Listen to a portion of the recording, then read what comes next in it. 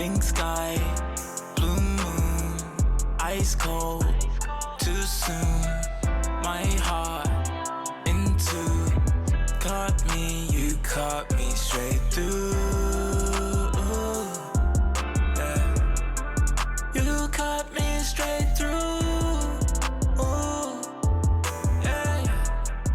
You caught me straight through. Don, welcome. We're thrilled to have you here to break down one of your latest tracks, Gassed Up. This song is electric, it's catchy, introspective, and layered with energy and meaning. Let's dive into how this came to life.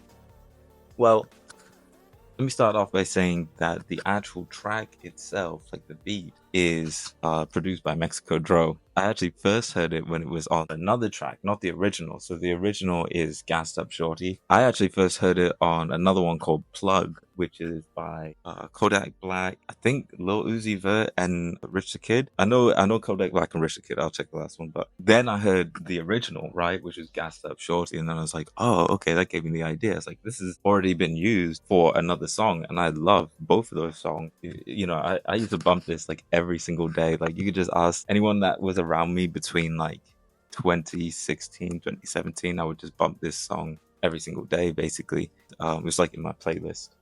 Gassed Up feels like a blend of hype energy and deeper personal reflection. What inspired you to write this song? Was there a specific moment or story behind the creation? It's actually funny how it came about, like how it actually came about, because day after, one of my producers, he told me, he was like, I need you to write 50 hooks. Like take 50 of your favorite top 40 hits, just write your own hook to it, like make it fire, you know, and just practice like writing hooks, like writing like top songs, hit songs. And that's what I did with this one. This is one of the ones that I did that I actually really, really liked, and did like the whole verse. And then I was like, okay, I have to record this. That's really the initial standpoint of where the song came from. The song blends vulnerability, baby a baddie, she missing her daddy, with raw confidence.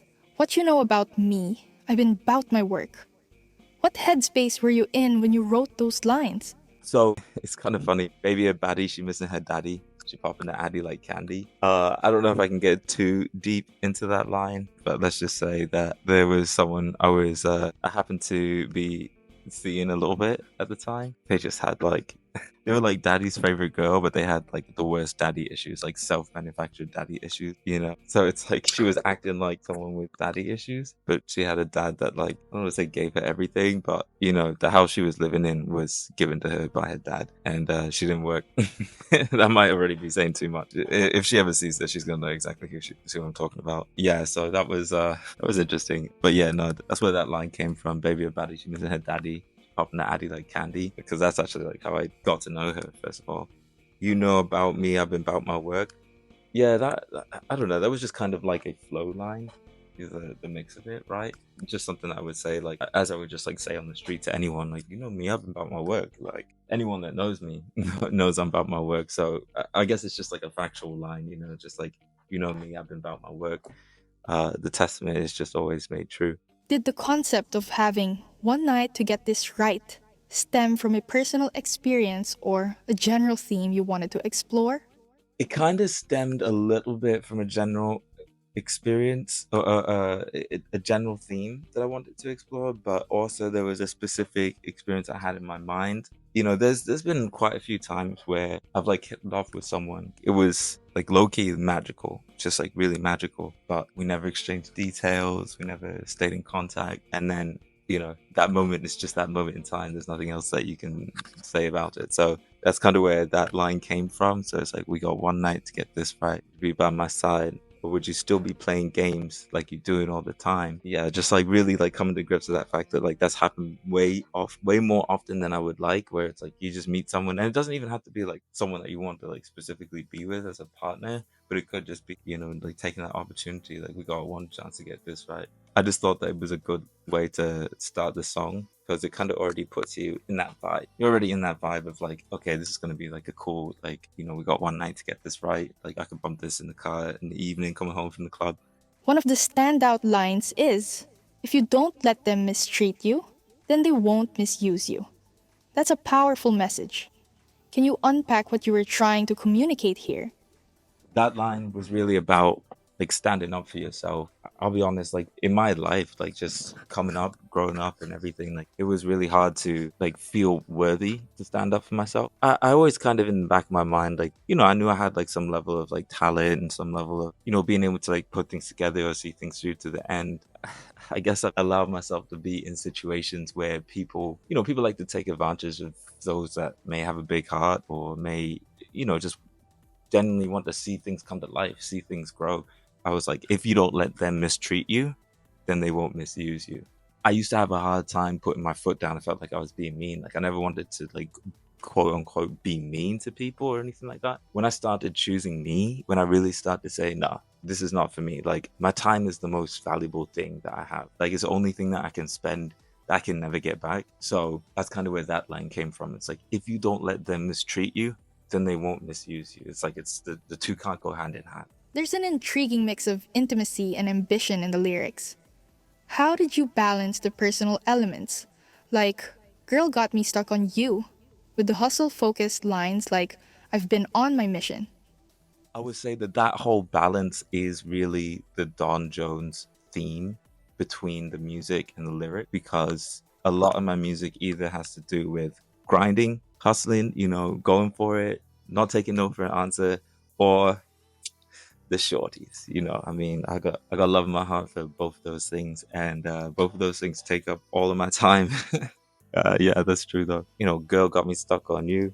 I wouldn't say like I'm a lover boy or anything like that, but I like to get a little romantic. I like to, be passionate. Like if I'm gonna do anything, to me it's all art. Like if I'm gonna do art and make art with my life with another person, then I'm gonna give it my all. Like girl got me stuck on you.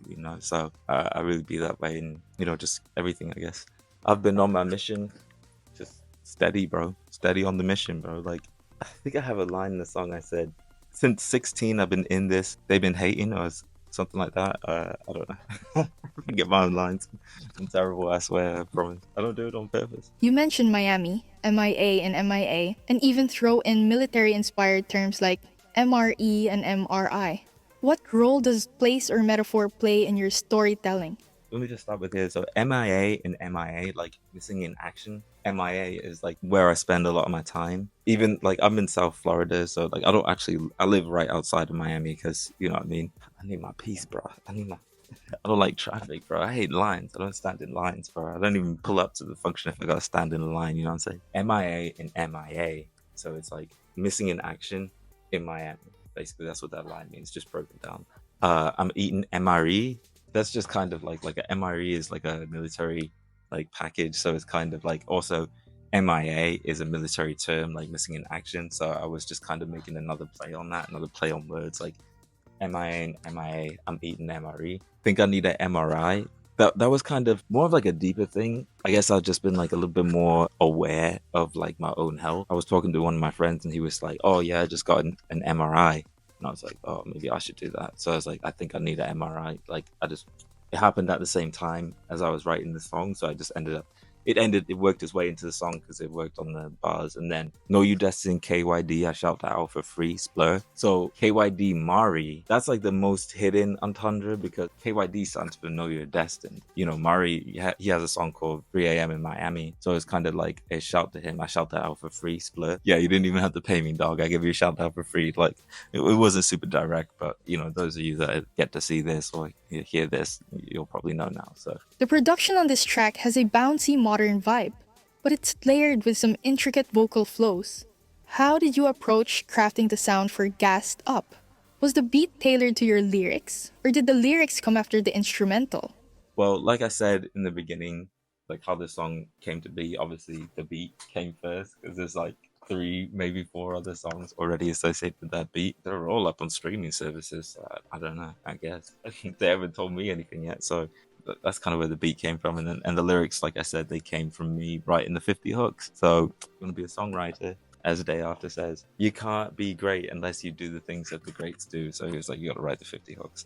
You also have moments of vocal play, like the repeated you, and move, move, move. Was that a conscious choice to enhance the rhythm, or did it come naturally during the writing process?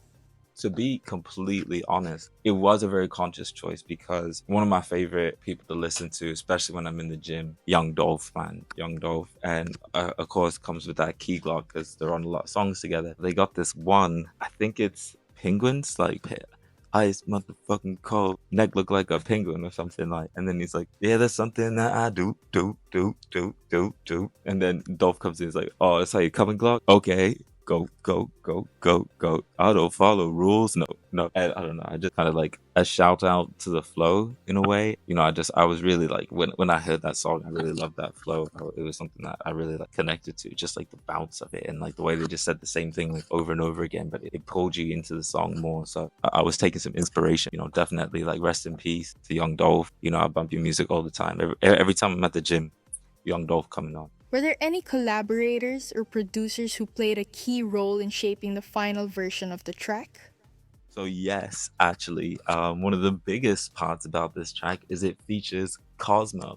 So KOZMO, an amazing person, still not sure if he's a real person or just a figment of my imagination. You guys let me know. Maybe the rest of the song is just blank and I thought that I could hear him on it. I don't know. He just slayed it on the end of that. We've got a couple more tracks that they're still getting finished up. The person who finished them, who actually did the final mix, master, and the initial recording sessions was Caleb Kinetic. Solid producer, solid engineer, and like gets my props like 1,000 times in 10. Yeah, we like went over one time, but like cooked up the lyrics and everything, finished the track, recorded it, and boom, there we go, another hit. Another standout lyric is, I don't have no fears except the God inside.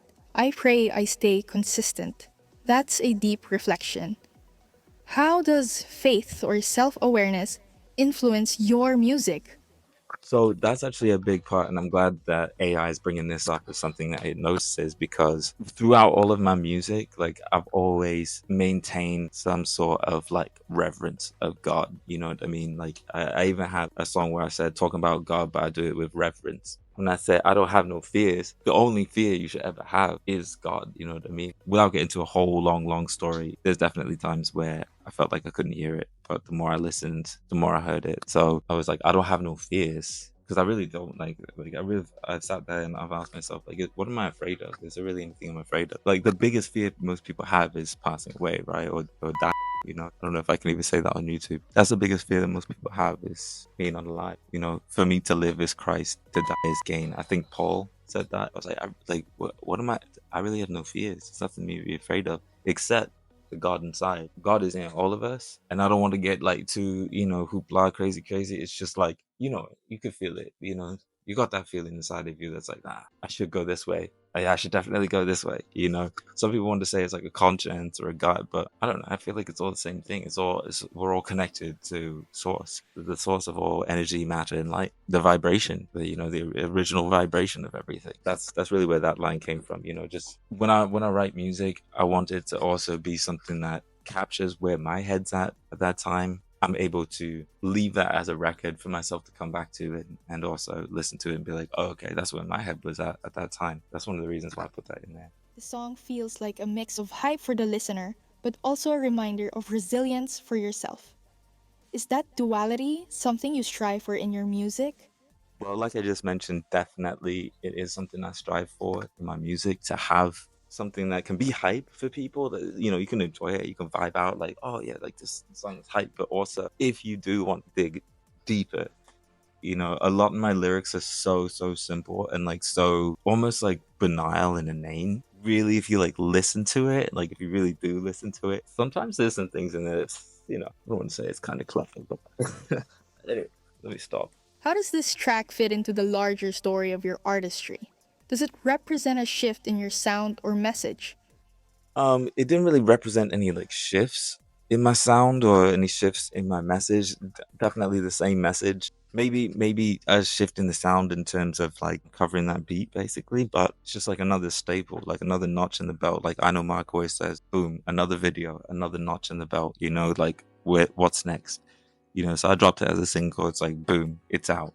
Go listen to it. What's next? I'm worried about what's next. What more can I create? What more can I give to people, you know, because even if there's only just one kid in the basement by himself that loves that song to death, loves it to life, you know what I mean? Actually, yeah, he loves that song so much that like that's his song, that's his favorite song. Like if there's only one person ever and no one else even listened to it or anything, like that would still make it worthwhile. So what's next? Boom, notch in the belt. There we go. There you go. Some more for you. Move on. Fans have really connected with this track. What's been the most meaningful feedback you've received? Did anything surprise you? Um, I wouldn't say anything surprised me. You know, the people who have like mentioned this track, I wouldn't say they say anything specific other than just the fact that it's hype. You know, it's good to ride to, it's good to bump in the car, something like that. Yeah, I mean that's really it. You have lines like, "When I'm gone, I'll still be here in spirit." That's a powerful statement. How do you hope your music impacts listeners long term?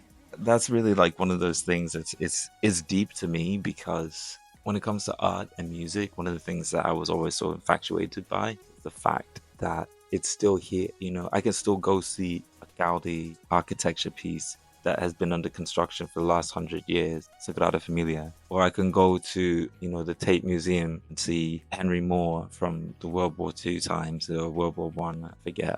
My art professors would be scolding me right now for forgetting these dates, but I don't even remember what I had for breakfast, bro. So it's not my fault.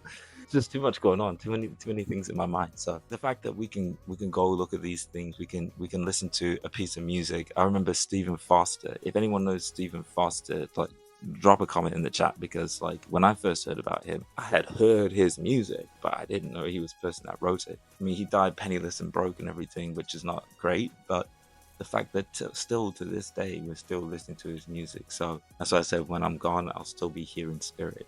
I have some people that are no longer here, but they made music while they were here, and I can always go back and listen to those tracks. You know, just remember them in a certain light that allows me to, you know, be touched by their soul once more.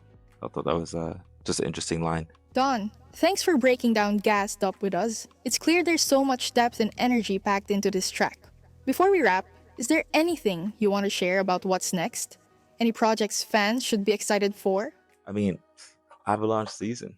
Avalanche season, bro. That's it. That's what we're talking about. That's what's going on right now. Avalanche season. You see it. You see it popping off. Need I say more? Do less.